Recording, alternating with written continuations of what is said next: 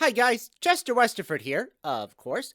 Listen, before I start today's ranking video, I just wanted to talk about some of the news that broke this week, like the collection, Season 17. Season 17 is the next part of the collection that's coming out on Blu-ray.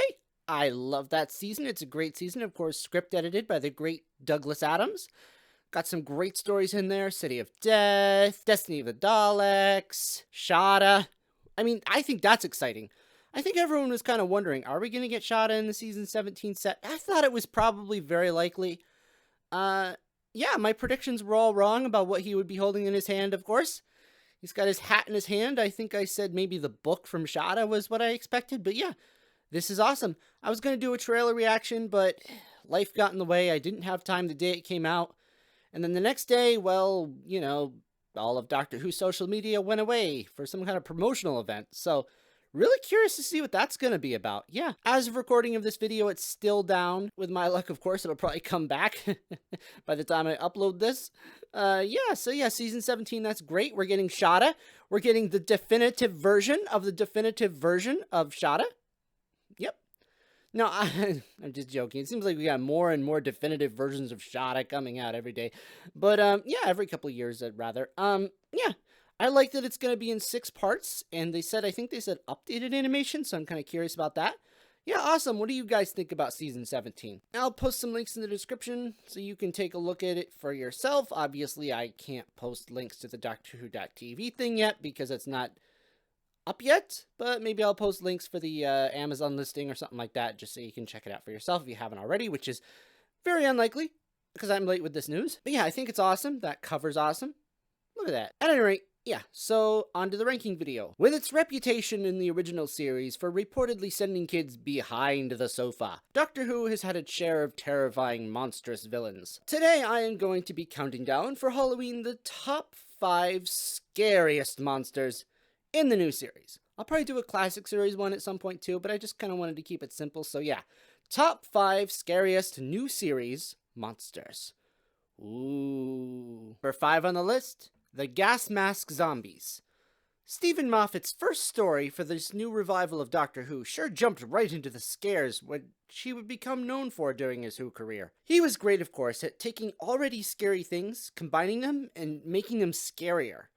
Creepy children are already pretty creepy in horror, but when you put a gas mask on them, well, it does just make things a little bit worse. Gas masks are pretty actually scary by themselves too. But when you fuse them to the faces of zombie-like humans, it becomes a horrifying, uncanny valley nightmare. This is still one of the best episodes ever of the new series, and part of that is, well, that the creepiness just works so well. Number 4 on the list, the Gelf.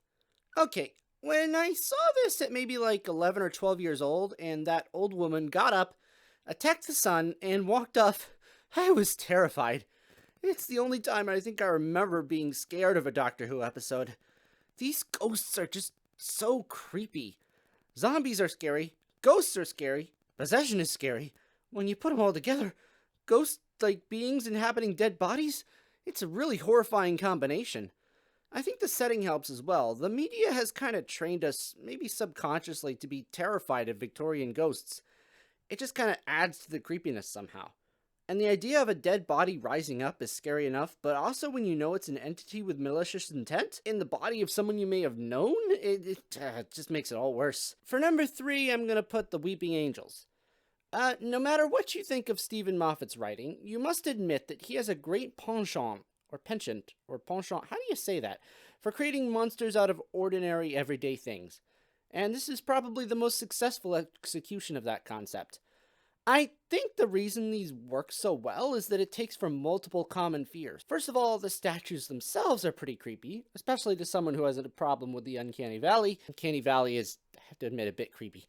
Can't stand mannequins and things that look alive but aren't alive, and like dolls and stuff. So creepy. Anyways, it plays on that fear, but it also plays on the fear which I'm sure we've all felt at one time or another, that there is something moving behind you, just behind you, which you can't see. Fear of not being able to see in the dark also comes into it, as they often have the ability to turn off the lights. Hey, who turned out the lights? That's weird.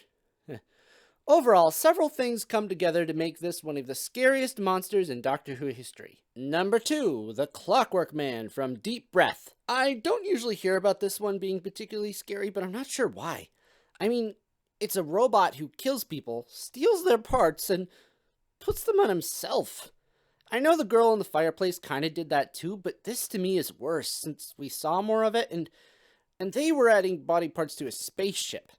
Here it's an almost alive being walking around with dead skin on it. I mean, look at that face.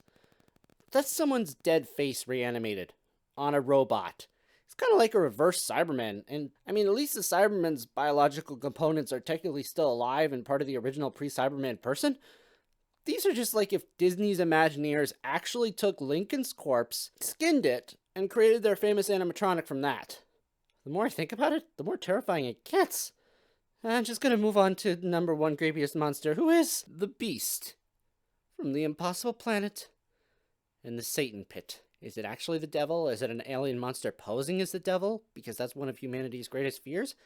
I think one of the things that makes this so creepy, besides, the terrifying possessions, this guy, Gabriel Wolf, besides all those things, one thing that makes it really creepy is that it really is never revealed. The mystery is never solved. We don't get an answer. This really is such a well-written and directed piece of television. I can see why it's often considered one of the greatest of David Tennant's era. Also, those taking over Ood are terrifying.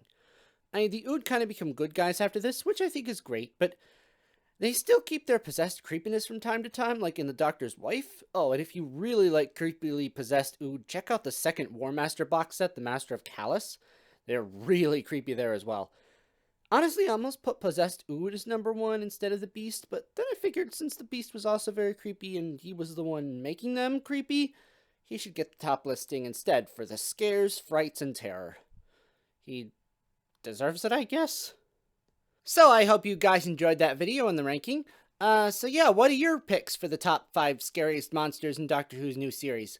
I'm planning to do the classic series at some point, but yeah, I just wanted to simplify it for this video. Ooh. Just gotta chill. Why is it so chilly in here all of a sudden? Huh. It's funny. I thought there was something behind me for a minute there. I guess doing the scariest monsters is kind of creeping me out a little. See you later, guys. I think. Yeah. See ya. Let me know in the comments below, etc. Like, subscribe, that stuff. There's a chill in here or something.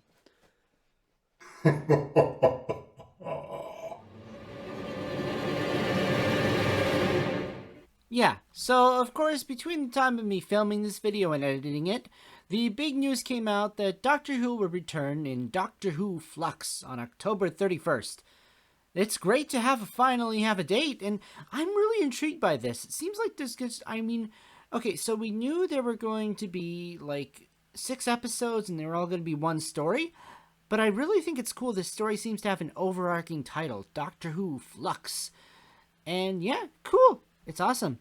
What do you guys think about Doctor Who Flux? What do you think of the whole social media thing? Let me know in the comments below, and I'll see you next time.